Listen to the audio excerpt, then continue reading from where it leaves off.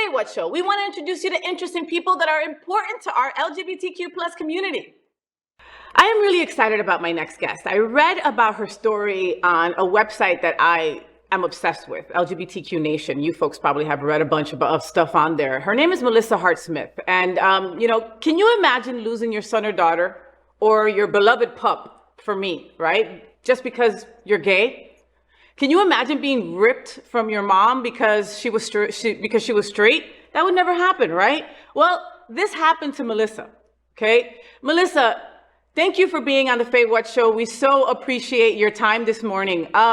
Melissa, your mom came out in 1979 and fled your abusive dad, okay? And with that, she left his suburban home and his suburban money. And your mom basically, lost you and your sister because she knew nothing of any kind of help that would help a single mom of two that was gay during that time. Your biological father decided to sue your mom for child custody and won, crazy enough. And here you are, a product of all that. How was it growing up wondering about why you weren't living with your mom? Yeah, that was a ridiculous time in history, wasn't it? My mom actually had 3 kids, all under the age of 10 at that point. No checking accounts, no job. Yeah, this happened, by the way, to hundreds, if not thousands, of parents who came out in the 1970s and 80s. We're just one story, sadly. It was completely devastating. I think that my parents felt that at 9 years old, I was too young to really understand what was going on. And the rumors were just rampant. I was told by so many adults that my mother was mentally ill. I think she believed that she was mentally ill for a while as well, because there was a social worker employed by the court system in the custody battle who declared her mentally ill because she had fallen in love with a woman. And so what a horrific thing for an entire family to go through. And she was such a wonderful mother, and all the way until she passed away 3 years ago. She was the leader of our brownie troop, and she drove the gymnastics carpool, and she had the best birthday parties of any mother in town. This was just a tragedy. Yeah. Oh my God. So did you see her after your father gained full custody? Yeah, the judge allowed us to see her 2 weekends a month, and very, very strict. So she could pick us up at 5 o'clock p.m. on Friday night. She would have to have us back at his house by, I believe, 5 o'clock p.m. on Sunday nights. And we were not allowed to deviate. We could see her a week at Christmas and a month in summer, and that was all. Oh my God, that's crazy. And that was until you were 18? Nah, that was until I could drive. I'll tell you what, the minute I got my license, she lived 90 miles away. The minute I got my license, I was over at her house so much. Oh And my I simply didn't tell my dad. And by this time, he was so tired of me, he didn't ask.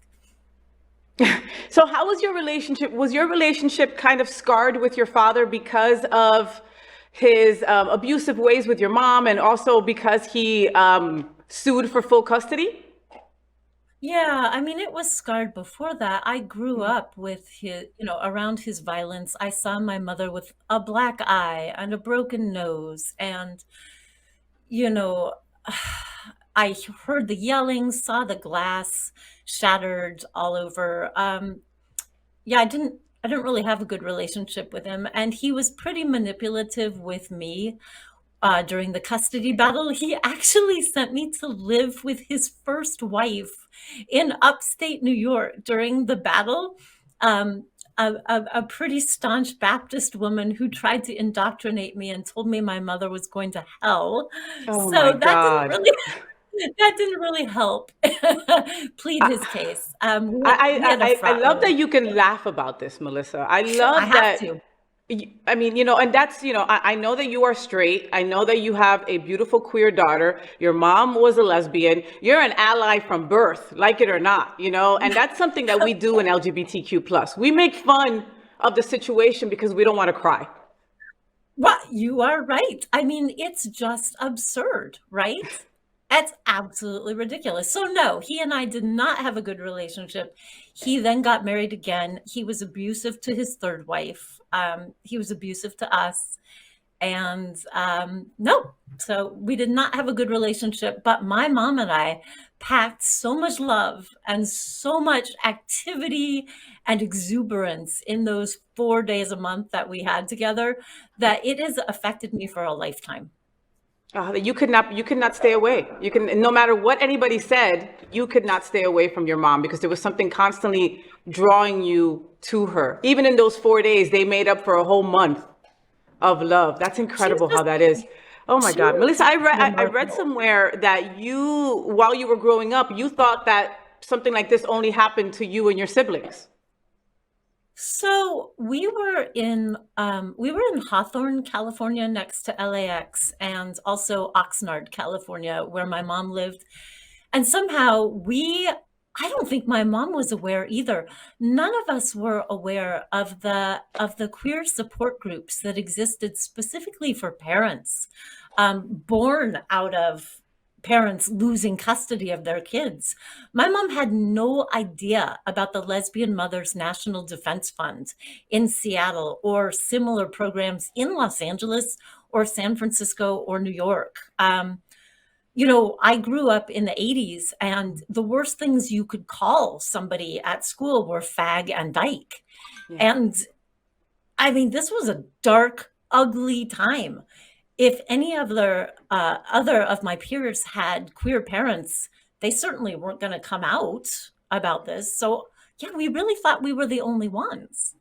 And Well, my mom imagine stayed in you the had closet. mentioned to us about how, well, back in the 60s and 70s, they really did take, homosexuality as a mental illness. So there were people that were Totally. actually thrown in asylums because of Oh, yeah. loving who they loved. I mean, thank Yeah. goodness that that's not the case now. But again, things seem to go backwards more than forwards sometimes.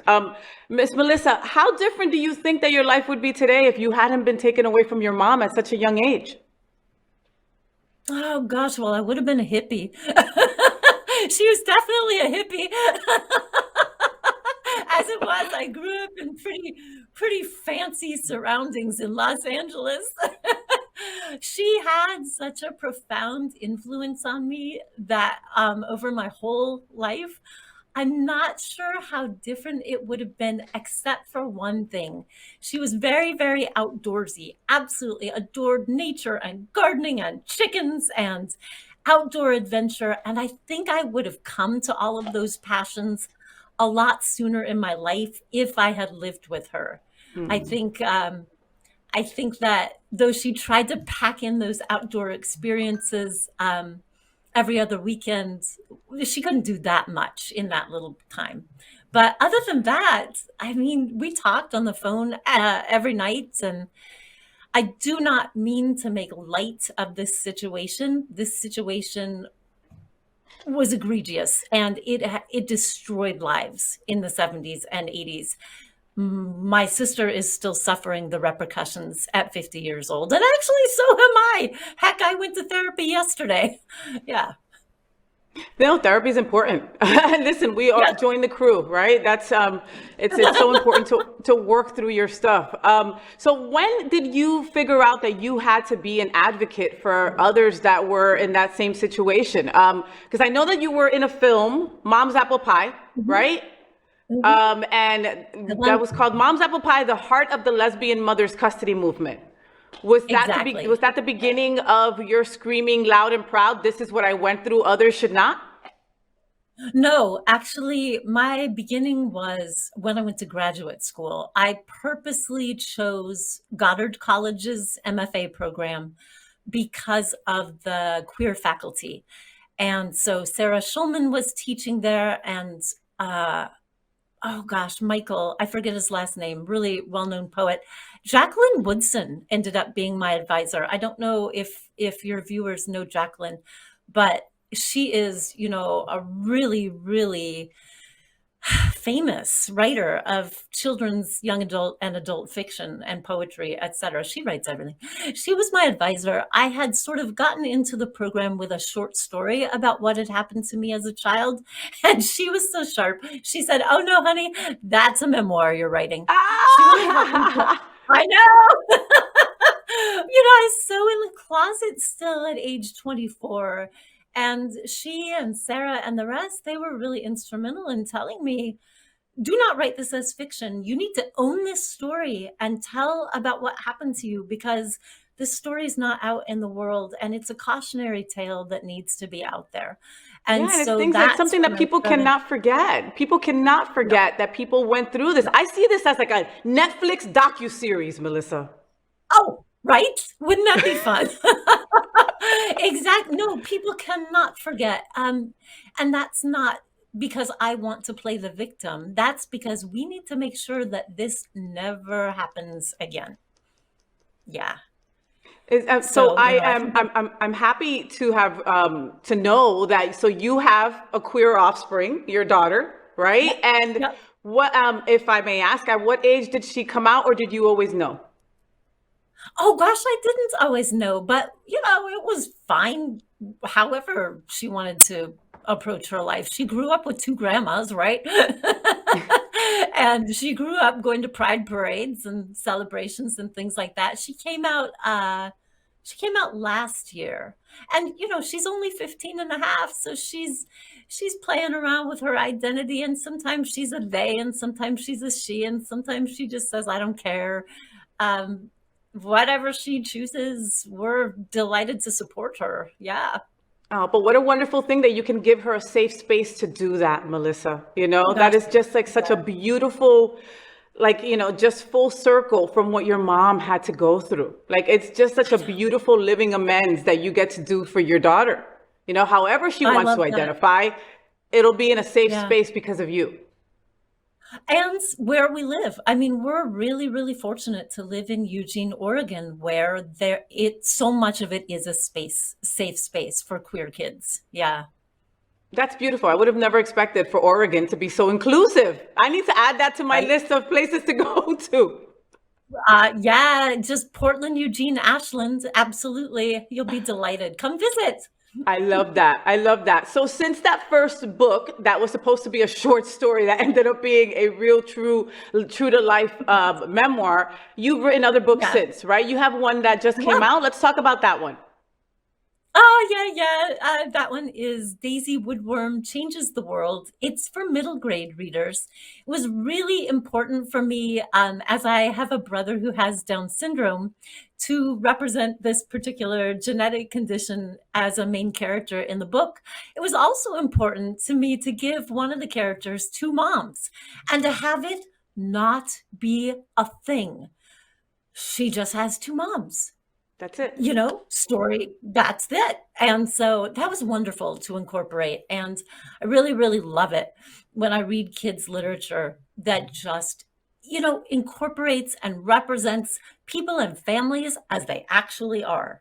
And we're seeing more and more of that. So I'm really, really thrilled. I love that. You need to write like 18 more books. So we are Oh, coming to you from South Florida, and we're in Florida where we have a governor that unfortunately does not want to teach LGBTQ plus history in schools, has yeah. started excluding many, many, many book titles from libraries. So students Yeah. and kids that maybe might have some questions won't be able to find it in their nearest library, like I did when I was questioning my sexuality. Right. Unfortunately, school counselors and teachers can't be a safe space anymore for these students. If students go to them and tell them, I feel that I might be queer, I haven't told my family, they are forced to out them. This is the Oh, state that we live in now. And it sounds so similar to the horribleness that we were putting queer people through in the 70s and 80s, correct? yeah. Yes, correct. Ugh, Absolutely. It's astonishing to me that this is still happening. yeah, Yeah, yeah. it's heartbreaking. Ugh, But the all reality those is that people. you have broken the cycle with you and your daughter. And that right there means everything. Right. Yeah. Oh So, my Melissa, goodness, I just want to say, is there anything that you would want to tell anyone that might have found out that they were taken from their parent because their parent was gay? oh gosh, I mean, there's lots of history on the web now. I wrote a piece for Long Reads, yeah, Long Reads that anybody can find online. It's a reading list for the offspring of queer parents, in which I really tried to gather as much of the personal essays that are out there by Queer Spawn.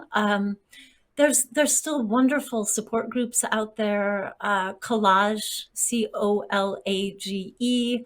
I don't know how much PFLAG is doing in my neighborhood, but PFLAG National has a wonderful Read with Love program that everybody should be aware of.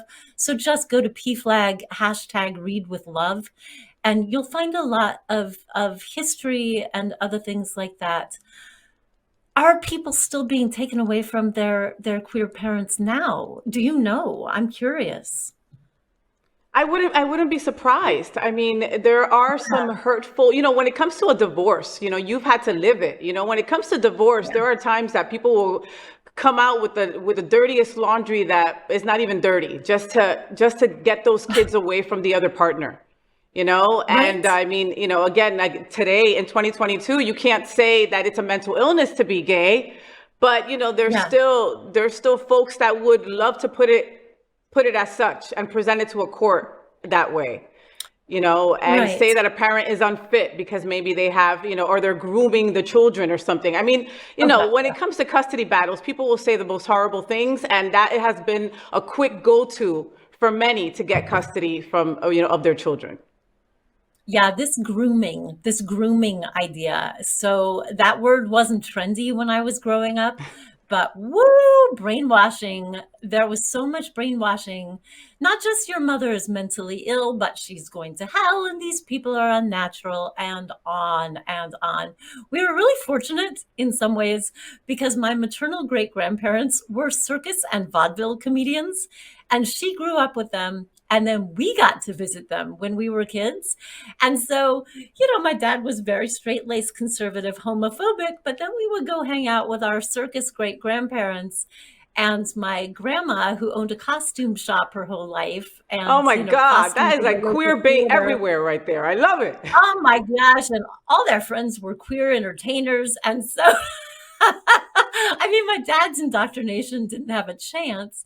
But I wanted to go back to something you said, just in case there are kids out there being taken from parents who are newly out as queer.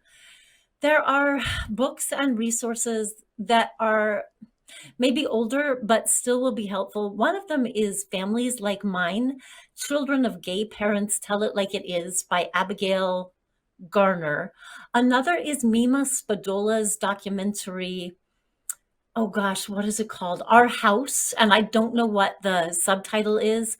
And if you just look up resources on Collage's website or resources for children of queer parents, they are out there, as are Facebook groups and Twitter groups, and people can email me and I'll hook you up.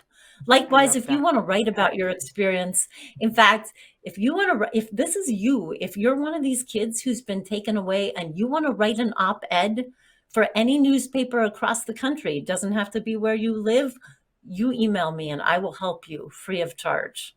I love that. Melissa, thank you so much for your help.